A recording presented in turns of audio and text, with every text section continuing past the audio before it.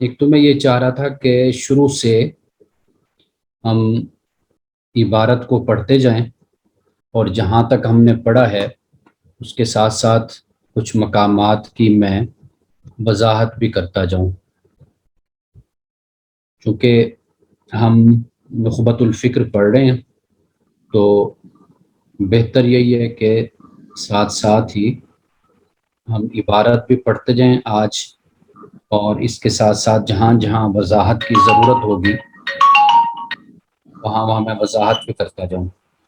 شروع سے اس لیے میں پڑھ رہا ہوں تاکہ ایک دفعہ پھر ہمارا سبق بھی ہو جائے گا شروع سے، اور مزید کئی باتیں ہیں جو میں ساتھ بیان کر دوں گا۔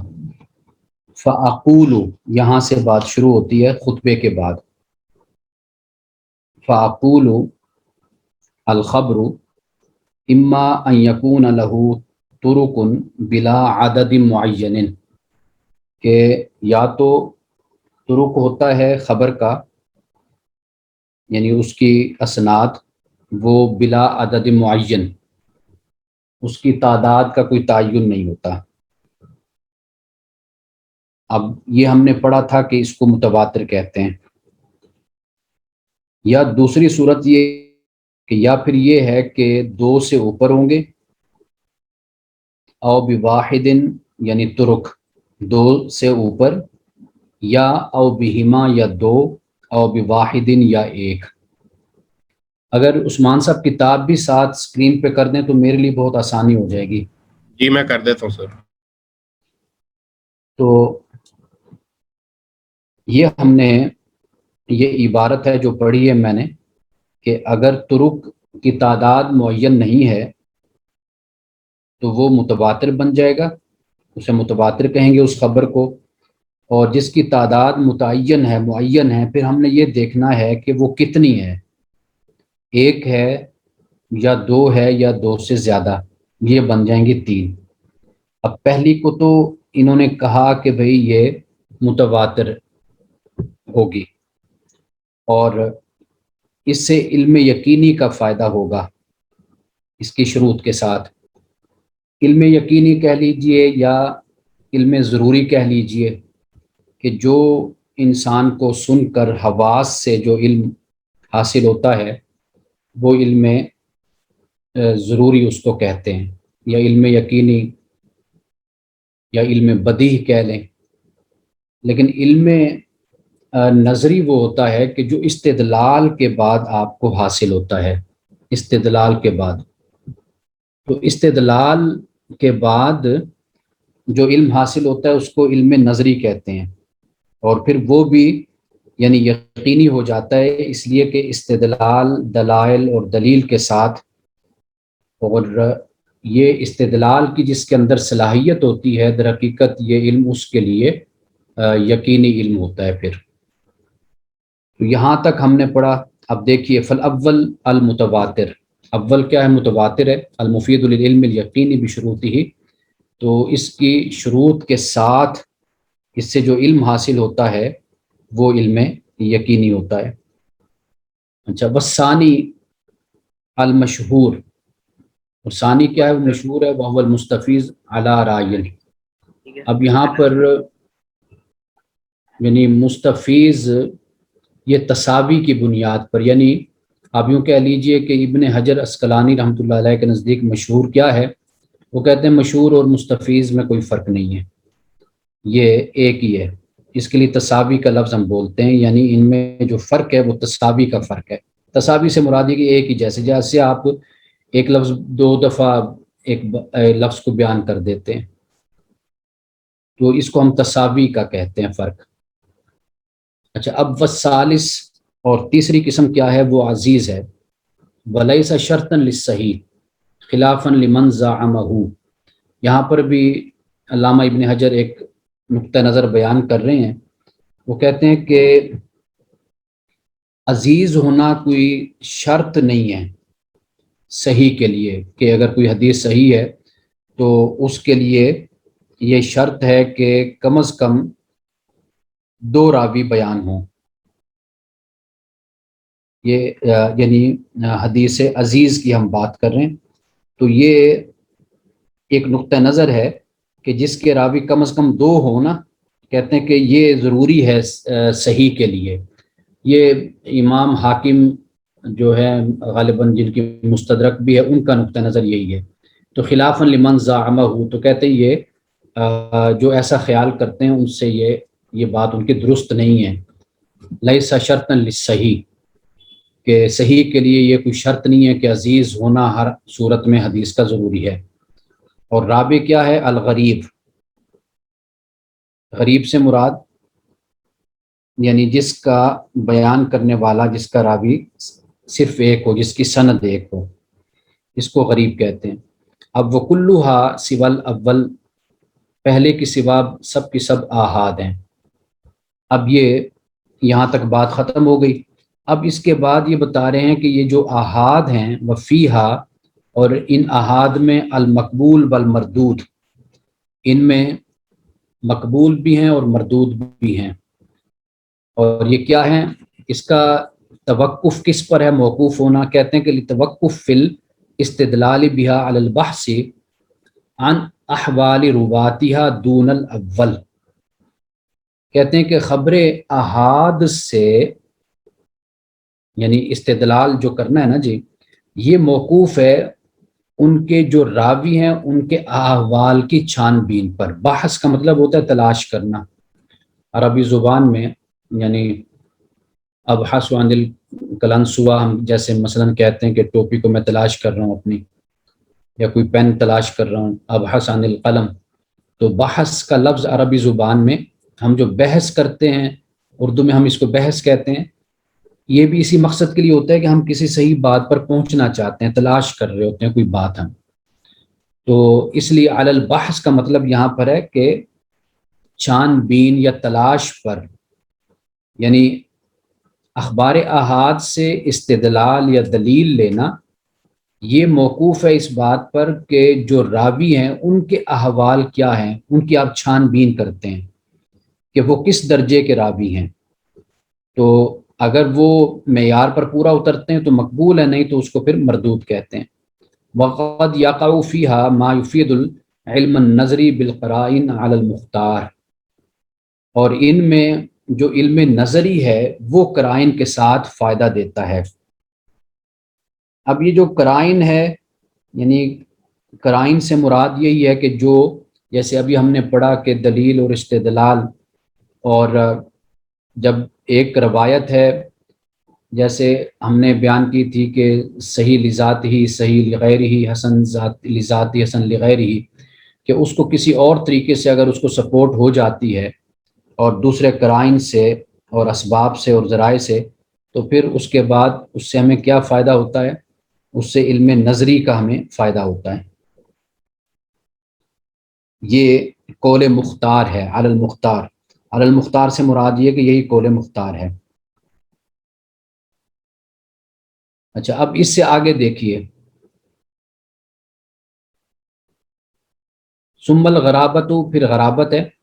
اما ان تکون فی اصل سندی اولا، کہ یا تو جو غرابت ہوگی یعنی ایک راوی ہے، یا تو وہ اصل سند میں ہوگا، شروع میں ہوگا، یا شروع میں نہیں آگے جا کر ہوگا. تو اگر شروع میں ہو تو اسے الفرد المطلق کہیں گے، اور دوسری جو قسم ہوگی یعنی آگے جا کر تابعی میں یا تبع تابعی میں، تو وہ اس کو فرد نسبی پھر کہا جاتا ہے، الفرد النسبی. یہ ہو گیا. اچھا، اب یہاں پر ایک جملہ ہے جو آخر میں انہوں نے بیان کیا ہے، وہ ہے کہ وَيَقِلُّ اطلاق الفردیت علیہ. اس کو تھوڑا سا میں واضح کر دوں کہ عام طور پر جو فرد کا لفظ ہے نا، یہ محدثین اس کو علماء محدثین استعمال کرتے ہیں فرد مطلق کے لیے، یعنی صرف فرد کہیں گے تو فرد مطلق کے لیے استعمال کرتے ہیں، جیسے الفرد المطلق اوپر لکھا ہے. اور فرد نسبی جو ہے نیچے، اس کے لیے لفظ فرد بہت کم علماء محدثین استعمال کرتے ہیں، اور اس کے لیے وہ غریب کا لفظ استعمال کرتے ہیں. غریب کا یعنی الفرد النسبی جسے کہا جا رہا ہے، اسے غریب النسبی آپ کہہ لیجیے، وہ استعمال کرتے ہیں. لیکن الفرد المطلق یہ اس کے لیے فرد استعمال ہوتا ہے. اور جو نیچے ہے دوسری قسم، اس کے لیے غریب النسب، اس لیے ابن حجر کہہ رہے ہیں کہ وَيَقِلُّ اطلاق الفردیت علیہ، کہ یہ فردیت کا اطلاق اس پر کم ہوتا ہے۔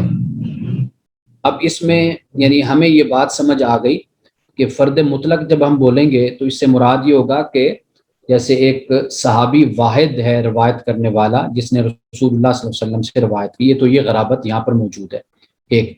اور پھر آگے جا کر مثال کے طور پر امام مالک بھی ایک ہیں، وہ تابعی بن جاتے ہیں، پھر انہوں نے روایت کیا نافع سے، کیا امام نافع سے، پھر نافع نے آگے ابن عمر سے روایت کیا، پھر ابن عمر نے آگے رسول اللہ صلی اللہ علیہ وسلم سے روایت کیا۔ تو پھر اب آپ دیکھیں کہ شروع کی اصل جو ہے وہ بھی فرد مطلق ہے، یعنی فرد ہے، واحد ہے، اور آگے بھی آپ دیکھیے تو وہ بھی واحد ہے۔ تو یہ الگ بات ہے کہ تابعی تبع تابعی کے بعد پوری جماعت روایت کرنا شروع کر دے، وہ ایک علیحدہ بات ہے، لیکن تابعی اور تبع تابعی تک ہم اس کو دیکھتے ہیں تو ہمیں یہ معلوم ہوتا ہے کہ روایت کرنے والا ایک ہے۔ تو اصل میں ہو تو اس کو فرد مطلق کہہ دیتے ہیں، اور اگر وہ نیچے آ جائے تابعی اور تبع تابعی پر آ جائے تو پھر ایک ہی ہو تو پھر ہم اس کو کہتے ہیں کہ یہ غریب النسبی ہے۔ یہ اس کی طرف ابن حجر اسقلانی نے اشارہ کیا جو آخری عبارت ہے وَيَقِلُّ اطلاق الفردیت علیہ۔ جی اب اس کے بعد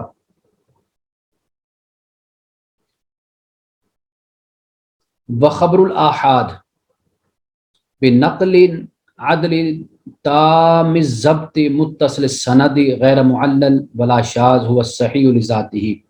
یہ میں نے پہلے آپ کو اس کی اقسام بڑی تفصیل کے ساتھ میں نے آپ کو بتا دی ہیں، لیکن ایک مرتبہ پھر میں ذرا گزرتے ہوئے ان کو بیان کرتا چلوں۔ یہ کہ صحیح لذاتی کی 5 شرطیں ہیں۔ ایک شرط ہے جسے ہم کہتے ہیں کہ جی سند متصل، وہ متصل السند یا عدل تام الضبط اگر پہلے آپ بیان کریں تو اس سے مراد ہوگا کہ راوی عادل ہو اور تام الضبط و ضابط بھی ہو، اس کا حافظہ اچھا ہو، اور پھر یہ ہے کہ سند متصل بھی ہو اور غیر معلل ہو، حدیث میں علت نہ ہو، اور وہ شاذ بھی نہ ہو۔ اب سند متصل کا تو ہمیں پتہ چل گیا کہ وہ معلل نہیں ہے، مدلس نہیں ہے، وہ متصل ہے، اچھا، یا وہ موقوف نہیں ہے۔ لیکن دوسری آگے بات ہے کہ وہ بھی ہم پر تقریباً واضح ہے کہ جسے ہم عدل یا تام الضبط ہم کہتے ہیں، تو یہ معلل اور شاذ، یہ میں نے آپ کو بتایا تھا کہ ایسی یعنی جو روایت ہوتی ہے کہ جس میں کوئی مخفی اور پوشیدہ سبب جو حدیث کی صحت میں عیب پیدا کر دے تو اس کو پھر ہم کہتے ہیں کہ یہ معلل ہے۔ اور شاذ کے بارے میں نے آپ کو بتایا تھا کہ ثقہ راوی ہے تو وہ ثقہ راوی، آگے بھی ابھی ہم نے پڑھنا ہے اس کے بارے میں کہ ہے تو وہ ثقہ راوی، لیکن اپنے سے زیادہ ثقہ راوی یا جماعت کی وہ مخالفت کرتا ہے، یعنی کوئی حدیث روایت کر رہا ہے تو اس میں مخالفت ہو رہی ہے کسی بات کی، کہ لیکن جو بیان کرنے والا ہے وہ بھی ثقہ ہے لیکن اپنے سے زیادہ ثقہ سے اختلاف ہے، تو اس کو ہم کہتے ہیں کہ یہ شاذ ہے۔ اور صحیح لذات ہی اس وقت بنے گی ایک حدیث کہ جب اس کی سند میں عدل بھی ہو، تام الضبط بھی ہو راوی، اور متصل السند بھی وہ ہو، اور اس میں علت بھی نہ ہو اور وہ شاذ بھی نہ ہو، تو اسے ہم کہتے ہیں صحیح لذات ہی۔ اچھا اب آگے دیکھیے وتتفاوت رتبہ بتفاوت هذه الاوصاف، کہ اس کے رتبے میں تفاوت، فرق ہوتا ہے ان اوصاف کے تفاوت کے ساتھ۔ یعنی واضح بات ہے کہ حدیث ہے صحیح لذاتی ہی، اس میں یہ 5 صفات پائی جاتی ہیں، عدل بھی ہے، تام الضبط بھی ہے، اتصال سند بھی ہے، غیر معلل بھی ہے، شاذ بھی نہیں ہے، وہ یہ ساری 5 باتیں پائی گئیں۔ لیکن واضح بات ہے، آپ کو معلوم ہے کہ عدل میں فرق بھی ہوتا ہے، لوگ عادل ہوتے ہیں لیکن ان کے عدل میں بھی فرق ہوتا ہے، کوئی اوسق ہوتا ہے یعنی کوئی اعلیٰ ہوتا ہے کوئی ادنا ہوتا ہے، کوئی اوسط ہوتا ہے، کوئی درمیانہ ہوتا ہے، کوئی اس سے کم ہوتا ہے۔ اسی طرح لوگ متقی پرہیزگار بھی ہوتے ہیں، اور ان میں بھی تقویٰ کے لحاظ سے درجات موجود ہوتے ہیں۔ قرآن پاک اس بات کو بیان بھی کرتا ہے۔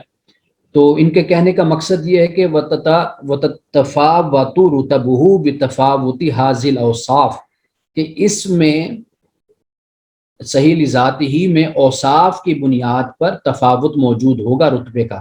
اب اس کو آگے بیان کرتے ہیں، وَمِن ثم قدم صحیح البخاری، اسی وجہ سے بخاری کو ترجیح دی گئی، ثم مسلم، اور پھر مسلم کو، ثم شرطہما، پھر ان کی شرطوں پر جو بھی حدیث پوری اتری، یعنی کہ بے شک وہ حدیث بخاری شریف میں اور مسلم میں نہیں ہے، لیکن وہ حدیث صحت کے معیار پر پوری اترتی ہے جو صحیح بخاری نے، امام بخاری نے یا امام مسلم نے جو شرائط قائم کی، ان شرائط پر وہ حدیث پورا اترتی ہے۔ اب اس سے دیکھیے کتنی اہم بات ہمارے سامنے آتی ہے کہ ہم حدیث کو پرکھنے کے بجائے ہم یہ پوچھا کرتے ہیں کہ جی یہ بخاری میں یا مسلم میں ہے، حدیث کی کس کتاب میں ہے؟ اچھا، پھر یہ بھی آپ دیکھیے کہ ہمارے ہاں اس پر بھی اگرچہ علماء کا ایک اتفاق ہمارے ہاں موجود ہے، لیکن بہت سے علماء اور جید علماء کا اختلاف بھی موجود رہتا ہے۔ مثال کے طور پر ابن ماجہ کے بارے میں یہ پڑھ رہا تھا کہ کہتے ہیں کہ سنن دارمی کو سنن ابن ماجہ کی جگہ ہونا چاہیے، یعنی سیاستہ میں سنن ابن ماجہ کو شامل کیا جانا چاہیے ابن ماجہ کی جگہ۔ کیوں؟ اس لیے کہ اس میں کمزور حدیثیں زیادہ ہیں ابن ماجہ میں، اور سنن دارمی میں کم ہیں۔ اچھا، اسی طرح موطا امام مالک کے بارے میں کہ بھئی اس کو شامل کیا جانا چاہیے سیاہ ستہ میں، لیکن کوئی بخاری سے بھی اس کو زیادہ درجہ دیتے ہیں، کوئی بخاری کے بعد لاتے ہیں۔ وجہ کیا بنی کہ موطا امام مالک کو علیحدہ کیا گیا، رکھا گیا، کیونکہ اس میں فقہی ابحاث اور اقوال صحابہ کے، پھر آگے لوگوں کے زیادہ ائمہ کے، علماء کے آ جاتے ہیں، تو اس لیے اس کو پھر یعنی اس سے علیحدہ رکھا گیا۔ اور پھر یہ ہے کہ بعد کے نزدیک صحیح مسلم اس کو زیادہ ترجیح دی گئی بخاری سے بھی، لیکن بہرحال یہ ہے کہ امام مسلم امام بخاری کے شاگرد ہیں۔ تو میں صرف یہاں پہ یہ بات بیان کر رہا ہوں کہ بخاری کو جو درجہ حاصل ہوا، اور پھر اس کے بعد جو مسلم کو درجہ حاصل ہوا، اور پھر جو ان کی قائم کردہ شرائط کو جس درجے پر پورا کرے گا، پھر وہ اس حد تک یعنی وہ حدیث سے صحیح کہلائے گی۔ اچھا، یہاں پر میں تھوڑا سا آپ کو، چونکہ امام بخاری کا اور امام مسلم کا ذکر ہوا، صحیح بخاری اور صحیح مسلم کا، تو میں چاہتا ہوں کہ تھوڑا سا میں اس حوالے سے مزید وضاحت کر دوں اس نقطے کی، کہ جیسے ہم دیکھتے ہیں نا کہ مطلق صحیح حدیث ہے کوئی، تو اس میں صحت کے لحاظ سے تفاوت اور فرق ہوتا ہے، اور اسی طرح صحیحین کی جو حدیثیں یعنی بخاری اور مسلم کی حدیثیں، ان کے صحت میں بھی، صحت کے لحاظ سے ان میں بھی تفاوت ہوتا ہے۔ وہ تفاوت کیا ہے وہ میں آگے چل کے آپ کو اس پر واضح کر دیتا ہوں، کہ ایک تو شیخین نے، ہم حدیث کے علم میں امام بخاری اور مسلم کو ہم شیخین کہتے ہیں، اور فقہ میں جب ہم بات کرتے ہیں فقہ حنفی میں، تو ہم امام ابو حنیفہ اور امام ابو یوسف کو شیخین کہتے ہیں، اور امام ابو یوسف امام محمد کو صاحبین کہتے ہیں، اور پھر اسی طرح طرفین بھی دو کو پھر کہا جاتا ہے، غالباً امام ابو حنیفہ اور امام محمد کو غالباً طرفین کہتے ہیں۔ تو یہ الفاظ ہمارے ہاں ٹرمینولوجی ہے، یہ ضرور یعنی ذہن میں رکھنی چاہیے۔ اور اسی طرح صحابہ میں سے آپ کو معلوم ہے کہ حضرت ابو بکر صدیق رضی اللہ تعالیٰ عنہ اور حضرت عمر فاروق رضی اللہ تعالیٰ عنہ کو شیخین کہا جاتا ہے۔ تو حدیث کے باب میں امام بخاری اور مسلم کو شیخین کہا جاتا ہے۔ اچھا، شیخین نے بالاتفاق جن حدیثوں کی تخریج کی ہے وہ حدیثیں اعلیٰ درجے کی کہلاتی ہیں۔ اب یہ تخریج بھی سمجھ لیجئے، تخریج کا مطلب یہ ہوتا ہے کہ جو حدیث جن طرق سے ہم تک پہنچتی ہے، یعنی امام بخاری تک پہنچی، امام مسلم تک پہنچی، وہ ان طرق پر امام بخاری اور مسلم بحث کرتے ہیں، اور پھر صحت و ضعف کے اعتبار سے پھر حکم لگاتے ہیں، یعنی یہ بتاتے ہیں کہ بھئی یہ حدیث صحیح ہے، یہ حدیث ضعیف ہے، اس سے کیا حکم ثابت ہوا، اس سے کیا حکم ثابت ہوا۔ تو یہ یعنی اس کو تخریج کہا جاتا ہے، یعنی سندوں کو جمع کرتے ہیں اور پھر حدیث کے متن کی بھی تحقیق کرتے ہیں اور پھر مرتبے کو بیان کرتے ہیں. یہ سب کچھ یعنی تخریج میں ہم اسے کہتے ہیں کہ یہ آ جاتا ہے مصادر اصلیہ کو بیان کرنا حدیث کے، تو یہ اسے تخریج کہا جاتا ہے. اچھا، شیخین یعنی بخاری اور مسلم اگر کسی حدیث کی تخریج کرتے ہیں نا تو وہ حدیث اعلیٰ درجے کی ہوتی ہے. اچھا، اس کے بعد پھر جس حدیث کا درجہ ہوتا ہے وہ حدیث امام بخاری کی ہے، کہ وہ اس کی یہیں پر ابھی رکھیے گا عثمان صاحب، تو میں صرف یہ اس کی وضاحت کرنا چاہتا ہوں جو صحیح بخاری اور صحیح مسلم کے حوالے سے ہے. اچھا، پھر اس کے بعد جو درجہ آتا ہے وہ پھر امام مسلم کا درجہ ہے. اب تھوڑا سا یہ بھی فرق سمجھ لیجئے کہ بخاری اور مسلم میں وہ یہ ہے کہ جیسے میں نے پہلے بیان کیا تھا کہ اتصال سند جس کو کہا جاتا ہے وہ یہ ہے کہ امام بخاری کہتے ہیں کہ صحت کے لیے یہ شرط ہے کہ راوی جس سے روایت کر رہا ہے نا تو کم از کم اس سے زندگی میں ایک بار ضرور ملا ہو، اس کی ملاقات ثابت ہو، اس سے ملنا. اور امام مسلم کے نزدیک یہ بات میں نے پہلے بیان کی تھی، امام مسلم کہتے ہیں کہ صرف معاصرت کافی ہے، کہ یعنی بس ایک ہی دور کے وہ دونوں تھے، بس یہ بات کافی ہے. اچھا، جہاں پر اب عدالت اور ضبط کا معاملہ آتا ہے تو یہاں پر یہ صورتحال ہے کہ امام بخاری نے اس معاملے میں جو طریقہ اختیار کیا وہ یہ ہے کہ جو مجروحین ہیں ان سے روایت کم بیان کرتے ہیں امام بخاری. مجروحین سے مراد یہ ہے، اس کو بھی ذرا سمجھ لیجئے، ایک اب پورا حدیث، علم حدیث جب وجود میں آیا تو اس کے ضمن میں اس کے ماتحت بھی بہت سے علوم وجود میں آ گئے. مثال کے طور پر علم جرح و تعدیل بھی وجود میں آیا، اور اسی طرح میں نے آپ کو بتایا تھا غالباً شاذ کے حوالے سے یا علت کے حوالے سے کہ وہ پورا ایک علل کا ایک علم وجود میں آ گیا، اور وہ اس کے بارے میں ائمہ نے کہا کہ وہ سب سے مشکل ترین وہ علم ہے، راویوں کے حوالے سے جانچ پڑتال اور پرکھ کرنا.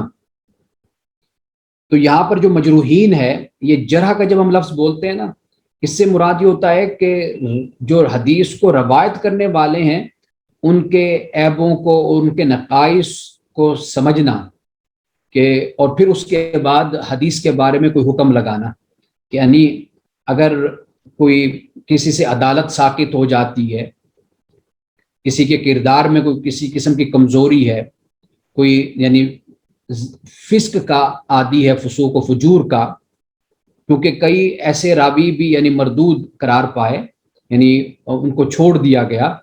اگر کوئی دوسرے طرق سے حدیث مل گئی مضبوط اور ثقہ راوی سے وہ علیحدہ بات ہے، لیکن اس کو ریجیکٹ کر دیا گیا صرف اس کے فسق اور فجور کی وجہ سے کہ وہ فاش اور فحش غلطیاں کرتا تھا.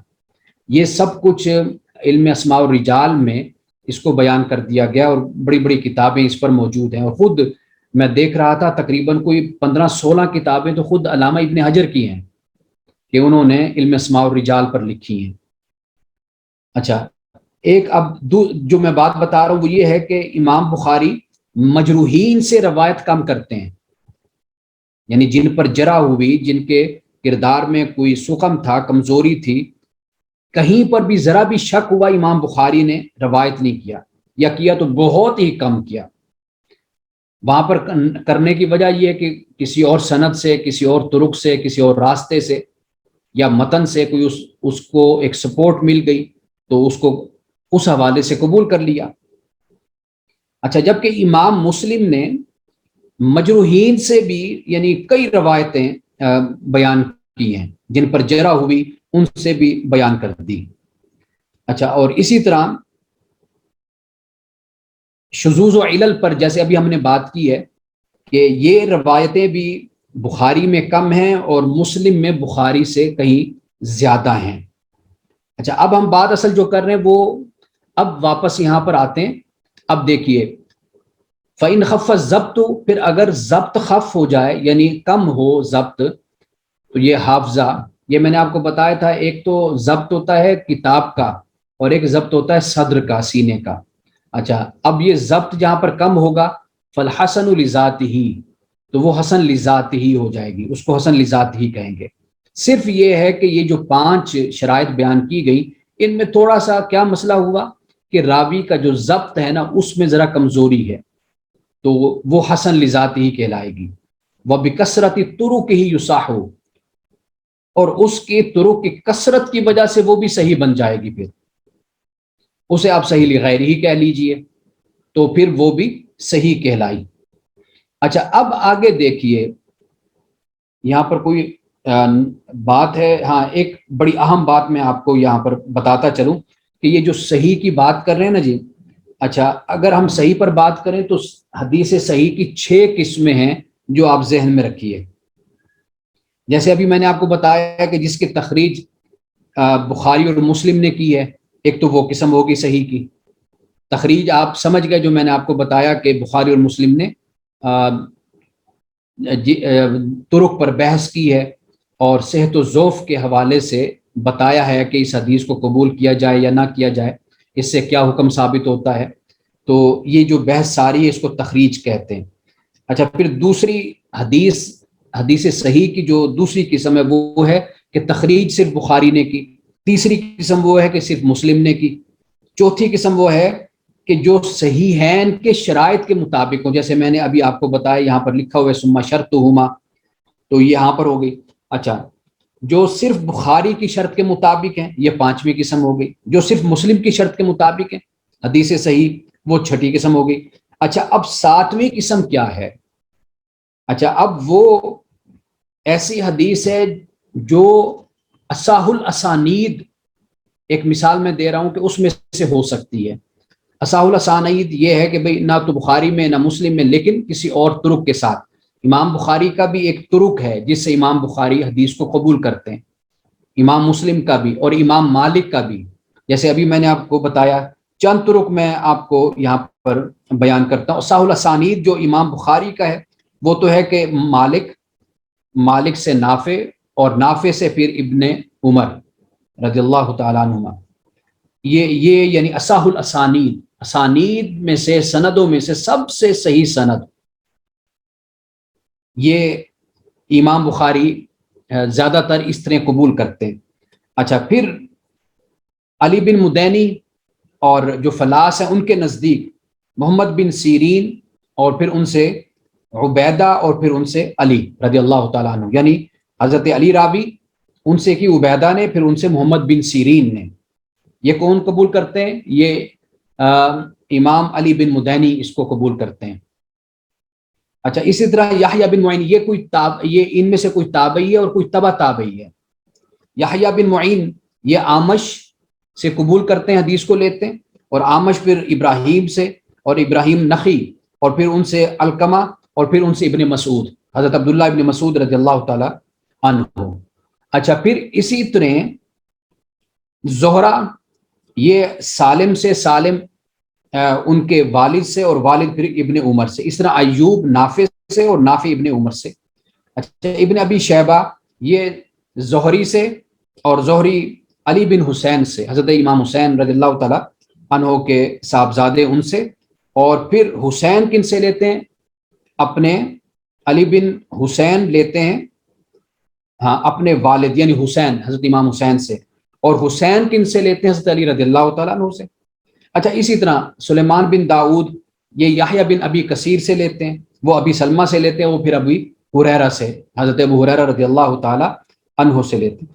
تو اس طرح یہ مختلف آپ کہہ لیجئے کہ اصح الاسانید سے بھی ایک 7ویں قسم بن جاتی۔ اس کی بڑی بحث موجود ہے، میں اس طرف نہیں جاتا، صرف آپ کو بتانے کا مقصود یہاں پر یہ ہے کہ اس میں کوئی شک نہیں ہے بخاری اور مسلم کو ترجیح حاصل ہے اور ان کی اسناد کو درجہ حاصل ہے، اور اس پر علماء کا، محدثین کا ایک اتفاق ہے ہمارے ہاں، لیکن صرف انہی پر قناعت نہیں کی جاتی، بلکہ دیکھا یہ جاتا ہے کہ وہ شرائط اور وہ کرائٹیریا، وہ معیار کیا ہے کہ جس پر ایک حدیث کو صحیح قرار دیا جاتا ہے، تو یہ ذہن میں رہے۔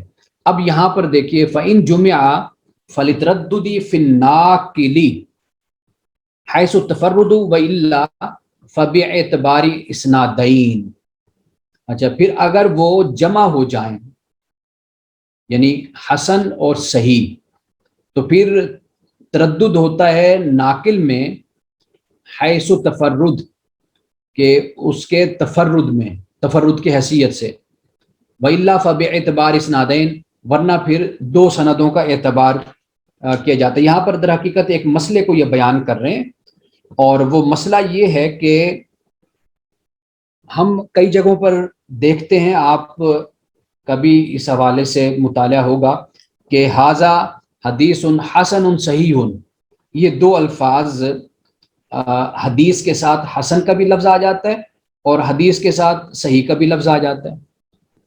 اب یہ ایک ہی حدیث ہے، اس کو حسن بھی کہا جاتا ہے، کہا جا رہا ہے، اور اس کو صحیح بھی کہا جا رہا ہے۔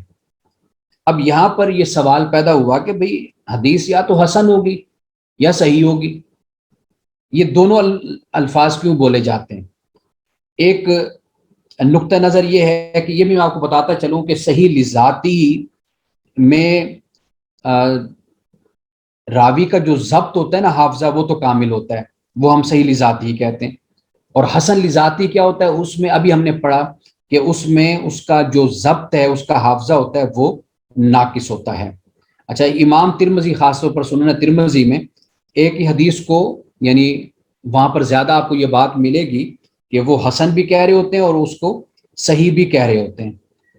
اچھا، وہ کیوں ایسا کہتے ہیں؟ وہ اس لیے کہ بعض محدثین کے نزدیک یہ صحیح بھی ہوتی ہے اور بعض کے نزدیک یہ حسن بھی ہوتی ہے، لیکن اس کے درمیان، حسن اور صحیح کے درمیان او کا جو لفظ ہے، جس کا مطلب ہوتا ہے یا، وہ کثرت استعمال کی وجہ سے اس کو نہیں لکھا جاتا، تو اس لیے وہ لکھا پھر یہ جاتا ہے کہ ھذا حدیث حسن صحیح، یعنی مراد یہ کہ حسن او صحیح، کہ یہ حدیث یا تو حسن ہے یا صحیح ہے۔ کیوں؟ اس لیے کہ ناقل میں تردد پایا جاتا ہے۔ اب یہ تردد کس وجہ سے ہوتا ہے؟ جہاں تفرد ہو، یعنی فرد ایک ہو، اس وجہ سے ہوتا ہے، ورنہ الا فباعتبار اسنادین، یا دو سندوں کے اعتبار سے ہوتا ہے۔ اچھا، اب ابن حجر کا جو نقطہ نظر ہے وہ میں ذرا یہاں پر بیان کر دوں۔ وہ کہتے ہیں کہ اگر حدیث کی دو یا دو سے زائد سندیں ہیں تو معنی یہ ہوں گے کہ ایک سند کے اعتبار سے یہ حدیث حسن ہے اور دوسری سند کے اعتبار سے یہ صحیح ہوگی۔ اچھا، اگر ایک ہی صرف سند ہے، پہلے یہ دو سند ہیں، دو یا دو سے زیادہ سند ہیں، تو پھر ایک سند کے اعتبار سے ہم کہتے ہیں کہ یہ صحیح ہے اور دوسری سند کے اعتبار سے ہم اس کو حسن کہہ دیتے ہیں۔ اچھا، سند ایک ہی ہے صرف، تو پھر کیا ہوگا؟ مراد پھر یہ ہوگا کہ ایک سند کے نزدیک صحیح ہے اور دوسری جماعت کے نزدیک یعنی وہ حسن ہے۔ ابن حجر کہنا یہ یہاں پر یہ چاہتے ہیں کہ حدیث کو حسن یا صحیح اس لیے کہا جاتا ہے کہ علماء محدثین میں اس میں اختلاف ہے اور کوئی قول بھی راجح نہیں ہے، تو اس وجہ سے دونوں فَإِن جُمِعَ فَلِتَرَدُّدِ فِي النَّاقِلِ حَيْثُ التَّفَرُّد، تو پھر اگر جمع کیا جاتا ہے تو اس سے مراد یہ ہے کہ تردد ہے ناقل میں، نقل کرنے والے کو اس حوالے سے کوئی تردد ہے کہ اس کی سند ایک ہے یا وَإِلَّا فَاعْتِبَارِ اسنادین، یا پھر اس کی سندیں دو ہیں، تو اس شک کی بنیاد پر وہ دونوں الفاظ استعمال کر دیتے ہیں، حسن کا بھی اور صحیح کا بھی۔ اور اگر اس کے درمیان او لگا دیا جائے تو پھر اس سے مراد یہ ہوتا ہے کہ محدثین میں اس پر اختلاف ہے کہ آیا کہ یہ حدیث حسن ہے یا یہ حدیث صحیح ہے، طرق اور سند کی بنیاد پر۔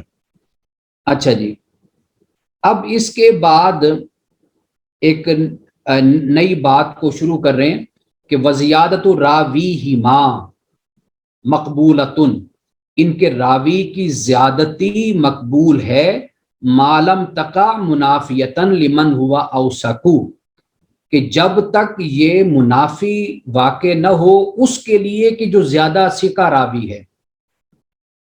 یعنی مثال کے طور پر ایک راوی بیان کر رہا ہے بات کو، لیکن اس کی بات، یعنی ایک حدیث ہے، جتنی بات ثقہ راوی نے بیان کی ہے یہ اس میں اضافہ کر کے بیان کر رہا ہے، لیکن یہ زیادہ سکہ نہیں ہے، لیکن جو زیادہ سکہ ہے اس نے جو بیان کی ہے یہ اس بات میں اضافہ کر کے بات کر رہا ہے۔ اب سوال پیدا ہوا کہ جو زیادہ سکہ راوی ہے اس نے تو یہ بات نہیں کی جو یہ کہہ رہا ہے، تو اس کا جواب یہ دیا جاتا ہے کہ یہ جو کم سکہ ہے اگر اس کی بات منافی نہیں ہے، اس سے متضاد نہیں ہے، الٹ نہیں ہے، پھر تو وہ مقبول ہوگی، وہ روایت اس کو قبول کیا جائے گا، ورنہ پھر اس روایت کو رد کر دیا جائے گا۔ اب یہاں پر یعنی متن کے حوالے سے ہمیں یہ بات بتا رہے ہیں۔ اچھا اب دیکھیے، فَإِنْ خُولِفَ بِأَرْجَحَ، پھر اگر خلاف ہو جائے وہ تو بِأَرْجَحَ ساتھ ارجح کے، تو فَالرَّاجِعُ الْمَحْفُوظ، تو پھر راجح محفوظ ہے، وَمُقَابِلُهُ الشاذ، تو اس کا مقابل شاذ ہے۔ اب اس پر تھوڑا سا میں آپ کو پہلے تو میں چاہوں گا کہ یہ جو انہوں نے مقابل میں بیان کی ہیں باتیں یہ میں آپ کو بیان کر دوں تاکہ پھر جب ہم متن پڑھیں تو یہ ہم پر واضح ہو جائے۔ اچھا، یعنی یہ بات تو کلیئر ہو گئی کہ حدیث حسن ہے، راوی ہیما سے مراد حسن یا صحیح اور حسن یہ دونوں ہو گئے۔ ان کے راوی کا معاملہ کیا ہے کہ وہ کوئی زائد بات کو بیان کرتا ہے۔ اب اس زیادتی کی 5 قسمیں ہو گئیں، وہ کیا ہیں؟ مقبول ہے، محفوظ ہے، شاذ ہے، معروف ہے، منکر ہے۔ اچھا اب مقبول انہوں نے خود اس بات کو بیان کر دیا کہ مقبولۃ معلم تکا منافیتاً لمن ہوا او سکو، یہاں پر خود انہوں نے اس بات کو بیان کر دیا کہ سکہ راوی کی وہ زیادتی جو اوثق کے خلاف نہ ہو، اوثق کے خلاف نہ ہو، تو اس کو کیا کہیں گے؟ وہ تو ہو جائے گی مقبول۔ اچھا اب پھر آگے ہے مقبول کے بعد انہوں نے کون سی آگے بیان کی جی؟ شاذ، محفوظ اور شاذ۔ اچھا اگر سکہ راوی کا بیان ارجح کے خلاف ہو تو سکہ کے بیان کو شاذ، یہ ہم نے پہلے پڑھ کر آئے ہیں کہ صحیح لذات ہی کی شرائط میں سے غیر معلل ہونا ضروری ہے اور شاذ ہونا لا شاذ اور شاذ نہ ہو۔ تو یہاں پر ہمیں یہ بات معلوم ہو گئی کہ اب یہاں پر جب یہ شاذ کہہ رہے ہیں تو اس سے مراد کیا ہے کہ سکہ راوی کا بیان یعنی جو روایت کرنے والا ہے وہ خود تو سکہ ہی ہے، اس میں کوئی شک نہیں ہے، ارجح کے خلاف نہ ہو، یعنی جو راجح ہے، تو سکہ کے بیان کو شاذ اور ارجح کے بیان کو محفوظ کہیں گے۔ اچھا اب ایک تو میرا خیال یہ ہے کہ ہم یہاں سے آئندہ اپنی بات کو ہم شروع کر لیں تاکہ اس پر زیادہ بہتر طریقے سے میں بات کر سکوں، یا یہ ہے کہ اس کو مکمل کر لیتے ہیں۔ اچھا یہ پھر یہ جو محفوظ ہے یہ محفوظ شاذ کے مقابل میں ہے، ایک تو یہ ذہن میں رکھ لیجئے، یعنی محفوظ کسے کہتے ہیں؟ وہ حدیث جسے اوثق سکہ کی مخالفت کرتے ہوئے بیان کرے، اوثق سکہ کی مخالفت کرتے ہوئے بیان کرے، اس کو محفوظ کہتے ہیں۔ اور شاذ کیا ہے کہ سکہ اوثق کی مخالفت کرتے ہوئے بیان کرے، وہ شاذ ہو گیا۔ اچھا اور پھر معروف کیا ہے کہ وہ حدیث جسے مقبول سکہ راوی روایت کرے اس کے خلاف جو اس سے اعلیٰ اور اوثق ہو، سوری یہ تو شاذ ہوگی نا۔ اچھا معروف وہ حدیث جسے سکہ روایت کرے اور وہ ضعیف کی روایت کی مخالفت کرے، یہ معروف ہے۔ اچھا معروف کے مقابل کیا ہے؟ منکر ہے، یعنی منکر وہ حدیث ہوتی ہے کہ جس کی سند میں کوئی ایسا راوی ہو کہ جو کھلم کھلا غلطیاں کرتا ہو اور اس کی غفلت بھی بہت زیادہ ہو اور فسق بھی ظاہری طور پر کرتا ہو لوگوں کے سامنے، جیسے گالی گلوچ کرنا، نماز کا وقت ہوا اس معاملے میں سستی کرنا، سب کچھ لوگوں کے سامنے۔ تو ایسی حدیث کا راوی اگر کوئی ہے تو ہم اس کو کہتے ہیں کہ یہ منکر ہے، یعنی یہ حدیث منکر ہے۔ اچھا، اب اس کے جو مقابل حدیث ہوگی یعنی وہ معروف حدیث ہے، یعنی تعدیل میں معروف ہے اور جرح میں وہ منکر ہے، اور اسی طرح تعدیل میں وہ محفوظ ہے اور جرح میں وہ شاذ ہے۔ تو محفوظ شاذ کے مقابلے میں اور معروف یہ منکر کے مقابلے میں ہے۔ تو یہاں پر اب ہم اس کی عبارت کو پڑھتے ہیں۔ میں چاہ رہا تھا کہ اس کو ہم آئندہ ڈسکس کریں تو زیادہ، تھوڑا سا اوپر کریں ذرا عثمان صاحب۔ یہ وزیادت راویہما مقبولۃ ما لم تکا منافیۃ لمن ہوا اوثق فإن خولف بأرجح فالراجح المحفوظ ومقابلہ الشاذ۔ یہاں سے میرا خیال ہے کہ ہم آئندہ گفتگو کریں گے، زیادہ بہتر ہوگا، کیونکہ یہ بہت ایک لمبی بحث ہے، اور اس کے ساتھ ساتھ میں چاہوں گا کہ مثالیں بھی میں دوں۔ میرے پاس اس وقت موجود ہے سب کچھ، لیکن یہ ہے کہ یہ بہتر ہوگا کہ ذرا کھل کر ہم اس پر بات کریں۔